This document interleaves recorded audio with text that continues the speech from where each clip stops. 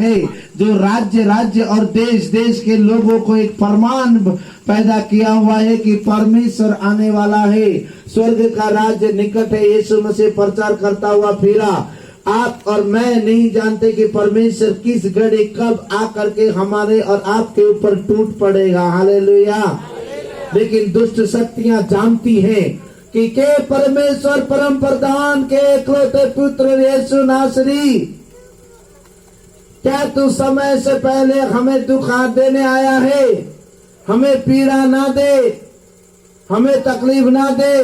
अभी हमारा राज है, अभी हम मनुष्य को भरमाने के लिए छोड़े गए हैं। तूने तो कलवरी क्रूस में अपने आप का प्राण दे दिया और हमें नंगा खुल्लम खुला तमाशा बना दिया। हमारे सर के बाल उड़ा दिए और पाँव में ऐसा कुछ डाल दिया कि हम जमीन में कदम नहीं रख सकते।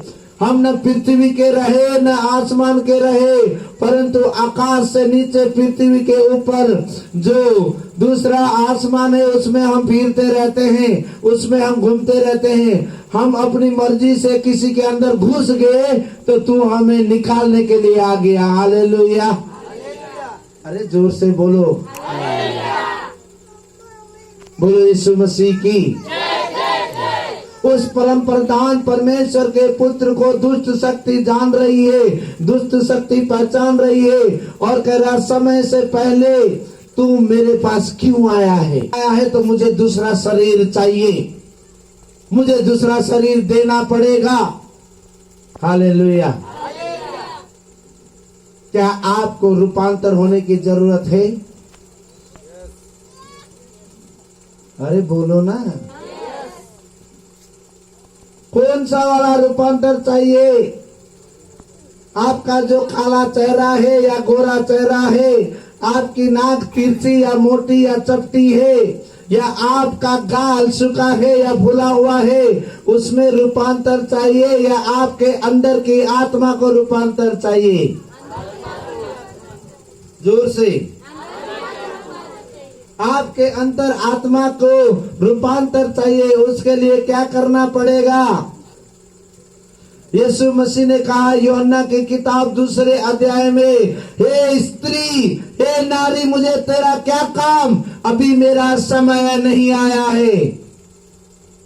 हालेलुया।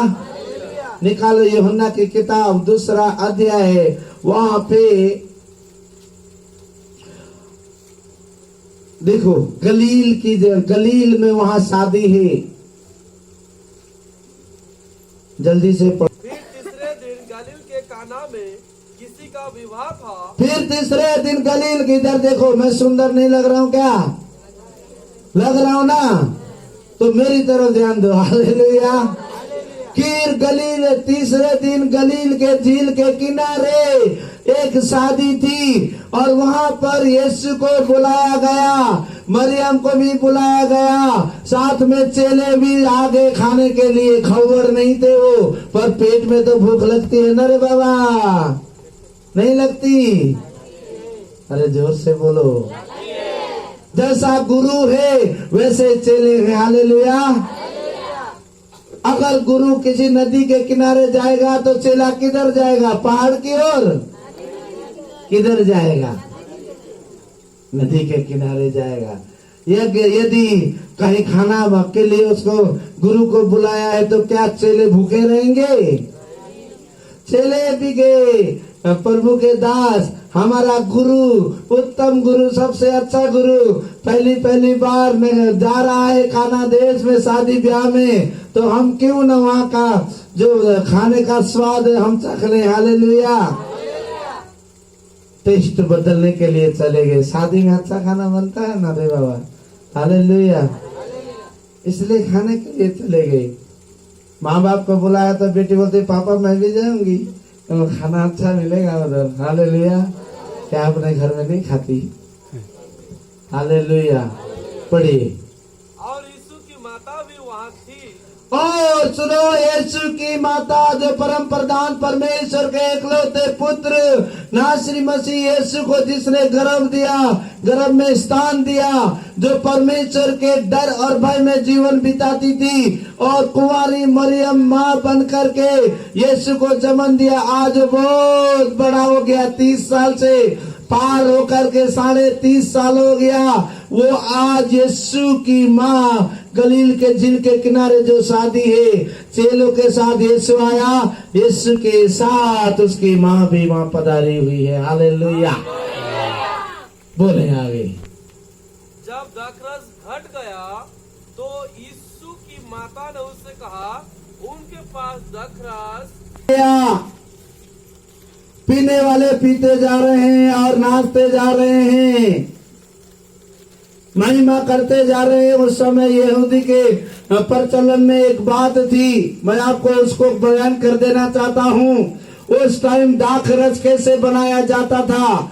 दाखरस को काले अंगूर को सूखा दिया जाता था, सुखा करके उसको कूटा जाता था। कूटने के साथ 12 साल तक एक टोकरी में जमीन में मिट्टी खोद करके इस टोकरी में उसका जो रस है, कूट कूट के जो रस बनाया जाता था, उसको जमीन के अंदर गाड़ दिया जाता था। उसके बाद में निकाल के उसको धूप में सुखाया जाता था। ध्यान से सुनो।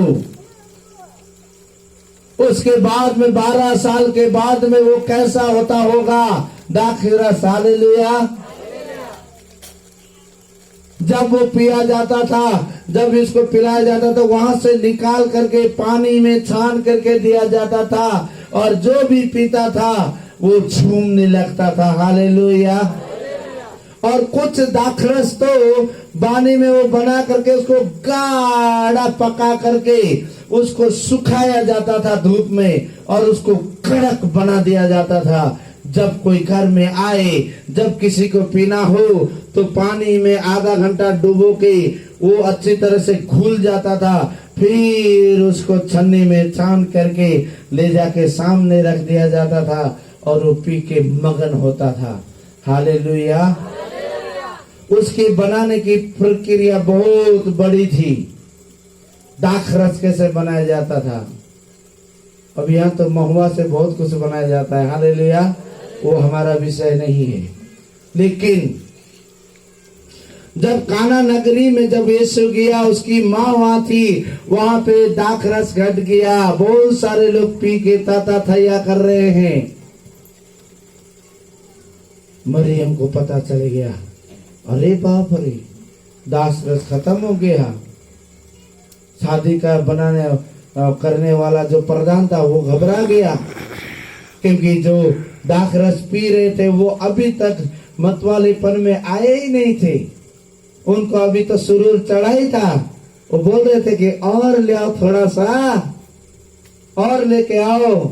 मरियम डर के मारे यीशु के पास आई और बोली, यीशु यीशु, वो दाखरस खत्म हो गया। यीशु ने बोला, हे नारी, मुझे तुझसे क्या काम? पढ़े उस शब्द को। यीशु ने उससे कहा, हे महिला, मुझे तुझसे क्या काम? अभी मेरा समय नहीं आया। हे महिला, किसको बोल रहा है? जिस माँ ने 9 महीने गर्भ में उसको रखा, जिस माँ ने पीड़ा और तकलीफ सह करके उसको पैदा किया, आज यीशु मसीह वहां पर उसको कोई भी औहदा नहीं दे रहा, अपनी माँ का दर्जा नहीं दे रहा, क्योंकि यीशु मसीह उसके गर्भ में रहा जरूर, उसके जीवन से वो जुड़ा जरूर था। पानी का बपतिस्मा लेते समय एक प्रकाशन हुआ था। लूका रचित सुसमाचार 3 अध्याय का 1-2 वचन में यदि आप पढ़ेंगे तो वहां लिखा हुआ है, जब यीशु मसीह पानी का डुबकी लगा कर निकला तो आकाश खुल गया। हालेलुया। जब आकाश खुल गया तो वहां से कबूतर के नाई पवित्र आत्मा ऊपर आकर के उसके कंधे में दाहिने ओर बैठ गया और आकाश खुलने के साथ में गड़गड़ाहट के साथ एक आवाज सुनी, एक आवाज निकला यह मेरा प्रिय पुत्र है और इससे मैं अति प्रसन्न हूँ। हालेलुया। ऐसा लिखा है, पढ़िए। जब सब लोग ने बपतिस्मा लिया और यीशु भी बपतिस्मा लेकर प्रार्थना कर रहा था,